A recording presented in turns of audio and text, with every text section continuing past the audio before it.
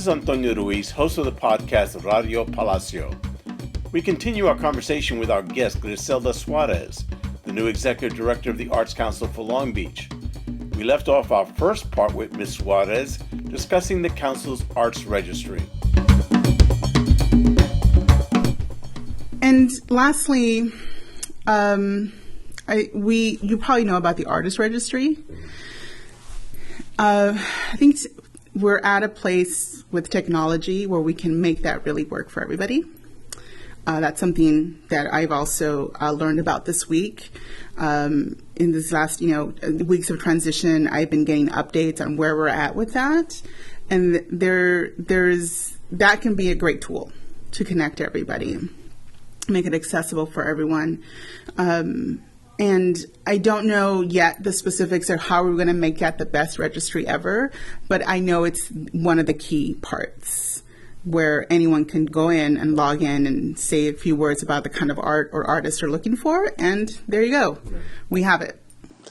Yeah, I think the challenge has always been with the Arts Council is, and this has been my advocacy both in and out, okay, is how do we do more outreach versus waiting for people to come to us. And I think part of that is really sort of opening up your vision, it's not just focusing in on downtown, 4th Street corridor, but, what's going on up in North Long Beach and West Long Beach that we don't know about. And also, even on the east side, I think that's my thing. Can't tell you how many conversations we've had about Cal State Long Beach, all their great programs there. And we're dealing with the issue of a lot of students don't live here in Long Beach. But when you have 35% Latinos students there, and another, I think, is 15% African American. I don't know how many Asian Americans. That's a lot, yes. And yes, again, many of them don't live in Long Beach, but I think that's the whole point. Is how do we open up our vision so that we see more than what we see now? And I think it sounds like you got that. I think we do. And right now we're working with Councilman Richardson on the Creative Corridor Challenge. Right. And when, as someone who studied Mexican and Chicano art, when we look at murals as really art for the people, this project of the Creative Corridor Challenge is doing that, right? And it's bringing it to I don't want to say a neighborhood that deserves it, but it's a neighborhood like any other neighborhood. It's like Fourth Row. It's like any other neighborhood with residents that need to have a balanced, beautiful, thriving aesthetic life as well. And even if we don't have all the students that go to Long Beach leave in Long Beach, I think they can easily connect to the city through the arts, and I think that's something that's going to be challenging, but I'm up for it. Being open is important. Well, and this sort of brings us to the issue of how we market the arts in the city, because if you're lucky enough to have a marketing director or a good media contacts or good social media skills, you get that attention. But if you're a small group or an individual artist, good luck with that. It's always been the challenge. And I can hear what you're saying about the registry being a good, important part of that. But what else can the Arts Council do for that group? This is where I get my business hat on, right? As a business owner, I was my own marketer. I had to create it on my own, figure it out. In this new way of doing so, right? My parents put ads in the newspapers. I'm like, wow, that doesn't necessarily, it still works, but there's now more levels of ads, right? In different places. And something that I thought was very interesting last year that the that the Arts Council got involved with. They participated in an IF lab at IdeaFest to connect with business owners and see what can we do there. I was in that workshop, yes. And I think we need to have another one. Yes. Right? We need to bring it back to the notes and see what happened, what has changed, or what can we do better, and go back to those notes. I think it's important. They also had workshops for artists in partnership with the Small Business Development Center. And so the Small Business Development Center, as a business owner, helped me tremendously, and they were all free services. Right. And so if you need to learn about marketing, building a website, figuring out a sustainable business plan for your art, it's a resource that's there. And by partnering with such an organization, we did the first step. It was just a couple of sessions. We need to do more. There are tremendous models across the country where that I admire. One of them is in Minneapolis, another one is in New York, Santa Fe, where advocacy and marketing for the artists is about being able to give them professional development. Some of them even give healthcare, right? Some of them do incubators. Some of them have a CSA model where it's instead of CSA for your vegetables, it's a CSA of art, and you invest in artists and you get a monthly piece. Right? Those are things that we can bring to Long Beach, and I think people would be interested in learning more about what we're doing right now for artists across the country.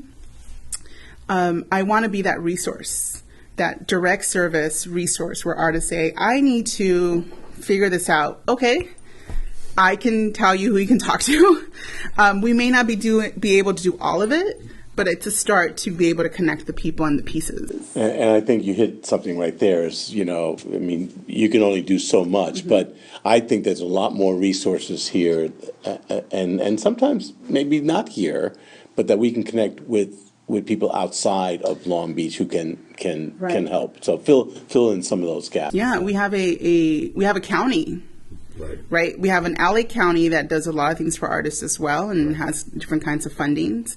We're in LA County, and all of a sudden I want to say El Condado de Los Angeles. I don't know what that came from. They have programs too, and so our artists deserve access to them as well. It's important. Because if we want to keep the artists here, we got to keep a way for them to make money while they're here. Right. Even if they're doing things outside the city. Oh, absolutely. They're working artists. We can't say, hey, only do something in Long Beach. But no. We want you to stay here. I know. We want you to be part of our community, but it's only fair to help them grow their artist life. So let me address a big elephant in the city. On the one hand, it's a great thing that the city attracts big name talent to the city with events. Whether it's music or visual artists, whatever. One event comes to mind, Powwow. And the challenge for the Arts Council is how to recognize that this is a great event that's coming here, because it does get attention. But how to also, the challenge for you folks is how then can we be an advocate for local talent without being parochial about it. So the question is, because you brought it up at the open conversation, is how is the Arts Council going to be involved in that conversation, or is involved in that conversation, and what are your own personal views on that subject? Not just I think there are folks in the city that want to bring the economic development with huge names, right? And it's a balance. It's a really hard balance. What I think we can do and are doing already in response to Powwow or anything that would be like that, because that in itself is a good event, and it did a lot for Hawaiian artists where it started, right? Is we have one of our staff, she's director of external relations, and communications, she is working on how to counteract what Powwow did. We need our own murals here in the city. We don't necessarily need Powwow to come in and tell us that we need murals, right? That's not what we need. It's great to bring people here, and it actually helped the Long Beach Museum of Art immensely. Yes. That's good. But then what about the other neighborhoods and, the other folks and other institutions or cultural organizations? And so, we are excited that she's making the connections and advocating for us, and also advocating for murals outside of Powwow. Like, we don't need them. With that, I want to know, this is what I'm going to try to find out. This is what I'm going to try. I'm going to try to find out how Powwow got here, where in the process did we learn that maybe they did not want or didn't feel the need to make a call out for our Long Beach artists, and why? And they're going to come back, right? There's another year of Powwow coming. How can we advocate at this point to have more Long Beach artists the second time? Yeah, they did have one artist, and I actually had a conversation with one of the organizers from Hawaii, and I said to him, "Do you know about Homeland Cultural Center?"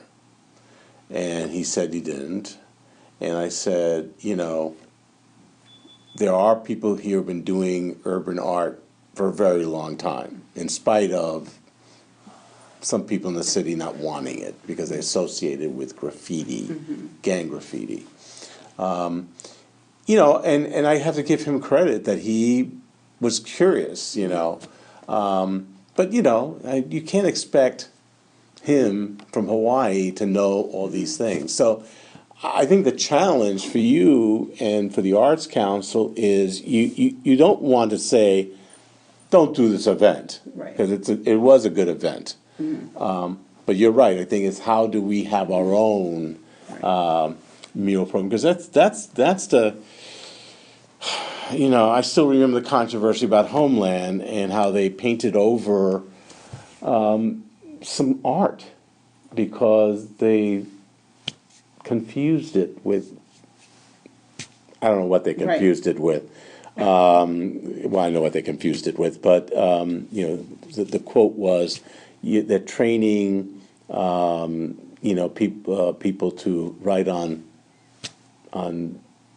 walls, graffiti walls, whatever.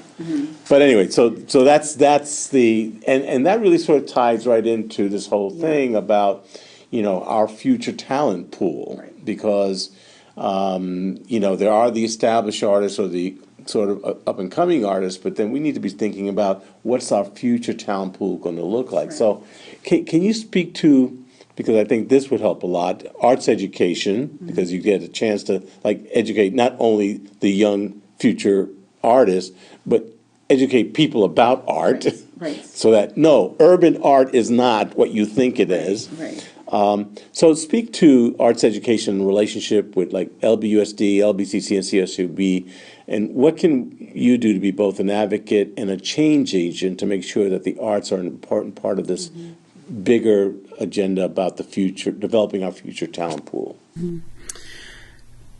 Well, first of all, let me just say thank you for talking to Powwow, right? I think you and I also know Craig Stone did so too, right? What's going on here and who are you, and let us tell you about Long Beach. Thank you for doing that. Arts education is part of our work at the council. We provide through our funds some arts education in schools that don't have the adequate funding from the district to do so. That is also uneven, I think, in the city where the arts are, arts programs, music programs. It's a shame. And this is not something just a Long Beach problem. This is a national problem. It's really sad.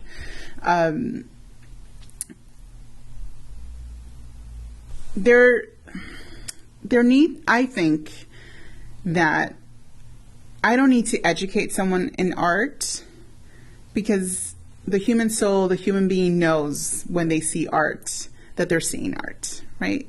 When they see theater, when they see painting, when they hear poetry, that experience is universal.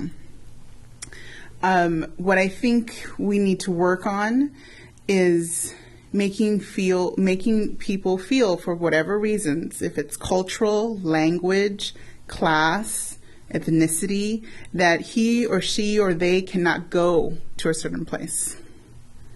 That's unfair. That, oh, why should I go to the symphony? Yeah, well, if you want to go to the symphony, you should go to the symphony. Because you want to go, right? And so then the issue is, do you want to take your children to the symphony? Well, there's free days, right? There's things that we can do with the school where they can go. There's so many programs. How many parents or families know about that? And are those equitable? And this is across the country. This is an issue that everyone's facing. I have experience being an artist teacher. There's a great artist teacher movement going on right now of being able to tell school districts and principals and teachers that when students are learning art, their brain is impacted in such a different way. There's a task force here in California that I've attended on teacher artists, so that districts begin to understand the creative process is as important as the scientific process. I've been involved with attending those workshops and saying, my point of view in those meetings. Arts education is also about letting young people participate in every art throughout their development. That's hard. We as the Arts Council cannot have that big of a program.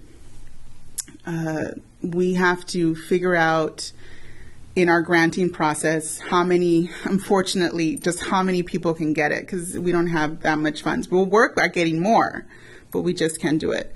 So if the schools aren't doing it and we can do every single grant we would like to do, it's going to be community organizations and city. Right. The city in some way or it needs to be able to give us and other organizations the opportunities to do so. We need to understand that we are really depleting the creative energy of our children by not providing the arts. If they don't, now I also understand the artist spirit though. Young people who want to be artists are going to figure it out, right? And that's the wonderful energy about an artist. I'm going to have to figure this out. But maybe another forum is to have young people come in and tell us. Right. Here I am, years after college, being a career person, and I'm saying what the young people need, but maybe they need to tell me, this is what I would like to see. This ends part 2 of our 3-part conversation with the Executive Director of the Arts Council for Long Beach, Griselda Suarez. There's much more coming up in part 3, including connecting the arts community and residents of Long Beach so that the arts will continue to thrive. This is Antonio Ruiz for Radio Palacio on PalacioMagazine.com.